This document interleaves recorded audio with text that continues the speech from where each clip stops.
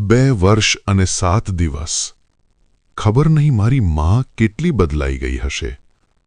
બસ માં, હવે માત્ર 2 કલાક અને પછી તમારી લાડકી તમારી પાસે હશે. ભૈયા, શાસ્ત્રીનગર ચાલશો? હા બહેનજી, બેસો. ચાલો ભૈયા. મેં માને કહ્યું હતું કે કાલે આવીશ, પણ આજે મને જોઈને તો ખુશીથી ઉછળી પડશે. અહીં જ રોકો ભૈયા, મારું ઘર આવી ગયું. માં, સરપ્રાઈઝ માં! અરે મારી લાડો, આવી ગઈ? તું તો કહેતી હતી કાલે આવીશ. ફોજી પોતાની મરજીથી આવે છે માં, ટાઈમ ટેબલથી નહીં.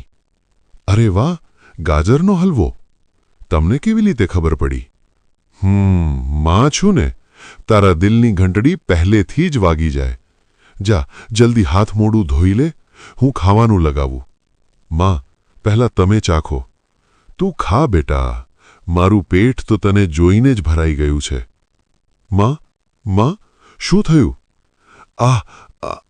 નહીં, આ હાર્ટ એટેક છે. રિયા, શાંત રહે, તૂટી ના પડ. ઓટો, રોકો ભૈયા, જિલ્લા હોસ્પિટલ લઈ ચાલો. જેટલી ઝડપ વધારી શકો એટલી વધારો. માં, ઉઠો. તમે જ તો કહેલું કે ફોજીની માં કમજોર નથી. હાર ન માનો માં. હોસ્પિટલ 10 મિનિટમાં ઓટો સરકારી જિલ્લા હોસ્પિટલ પહોંચી ગઈ. રિયાએ વિચાર્યું હતું કે હવે બધું ઠીક થઈ જશે. અહીં ડોક્ટરો હશે, સારવાર મળશે. પણ એને શું ખબર હતી કે જે ઇમારતને તે હોસ્પિટલ સમજતી હતી તે તો શૈતાનોનું અડ્ડું બની ચૂકી હતી. ગંદી ચાદરો, જમીન પર પડેલા દર્દીઓ, દિવાલો પર પાનની પીક, એવી દુર્ગંધ કે સ્વસ્થ માણસ પણ બીમાર પડી જાય. રિયા સીધી ડોક્ટરના કેબિનમાં ઘૂસી. Name plate, doctor Vikas Khanna. Doctor, please મદદ કરો, મારી માં. અંદરનું દ્રશ્ય જોઈને રિયાનું લોહી ઉકળ્યું. ડોક્ટર ખન્ના ખુરશી પર પગ ફેલાવીને બેઠા, એક હાથમાં ચાની કપ અને બીજા હાથમાં મોંઘો આઈફોન.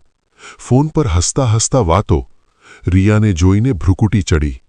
ફોન મૂક્યા વગર હાથથી ઇશારો, બહાર જાઓ. ડોક્ટર સાહેબ, એમને હાર્ટ એટેક આવ્યો છે, નબ્ઝ ડૂબી રહી છે. આ સરકારી હોસ્પિટલ છે, તમારા બાપનું બગીચો નથી. પહેલાં પરચી કઢાવો, 5 રૂપિયાનું પરચું, પછી હું જોઈશ. 5 મિનિટ પણ ગયા તો બચશે નહીં. અહીં બધા મરવા જ આવે છે. રિયાએ કડક અવાજે કહ્યું, હું ઇન્ડિયન આર્મીની કેપ્ટન છું. બોર્ડર પર ઊભી રહું છું તમે અહીં ચેનથી બેસી શકો એ માટે. મારી માં મરી રહી છે. ડોક્ટર હસ્યો. ઓહ, ફોજી છે તો શું? અહીં મારું રાજ ચાલે છે. જો વીઆઈપી ટ્રીટમેન્ટ જોઈએ તો 50 રૂપિયા ટેબલ પર મૂકી દે. રિયાની મુઠ્ઠીઓ ભીંજાઈ ગઈ. પૈસા લઈ લો, પણ સારવાર કરો. જેમ જ રિયાએ ડોક્ટરનો હાથ પકડ્યો, ડોક્ટર ગુસ્સે થઈ ગયો. હિંમત કેવી રીતે થઈ મને સ્પર્શ કરવાની? ગાર્ડ, પોલીસ બોલાવો. ઇન્સ્પેક્ટર તોમર અંદર આવ્યો. ભ્રષ્ટ, પાન ચબાવતો, ડોક્ટરનો જૂનો યાર. શું થયું? આ પાગલ સ્ત્રી મારી સાથે મારપીટ કરે છે. તોમરે રિયાને ઝટક્યો, પણ રિયા ફોજી હતી. તેણે કલાઈ પકડી મરોડી. હાથ છોડ. હું કેપ્ટન રિયા છું. આર્મી આઈડી બતાવી. તોમર હસ્યો. આ બોર્ડર નથી, અહીં મારું કાયદો ચાલે છે. અને લઈ જાઓ. ડીએમનું પ્રવેશ. હોસ્પિટલ બહાર સફાઈકર્મી રામુકાકા બધું જોઈ રહ્યા હતા. તેમણે ડીએમ અવંતિકા સિંહને ફોન કર્યો. થોડી જ વારમાં ડીએમ એક ગરીબ સ્ત્રીના વેશમાં કેબિનમાં પ્રવેશ કરે છે. ત્યારે સાચો ચહેરો બહાર આવે છે. ઝડાક! તોમરના ગાલ પર જોરદાર થપ્પડ.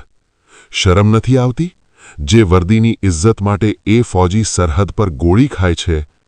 ડોક્ટર પર પણ થપ્પડ. લાયસન્સ રદ કરો, હોસ્પિટલ સીલ કરો, બંનેને હથકડી પહેરાવી શહેરમાં પેદલ ફેરવો. અંત. રિયાની માં બચી જાય છે. રિયા જેલમાંથી છૂટે છે.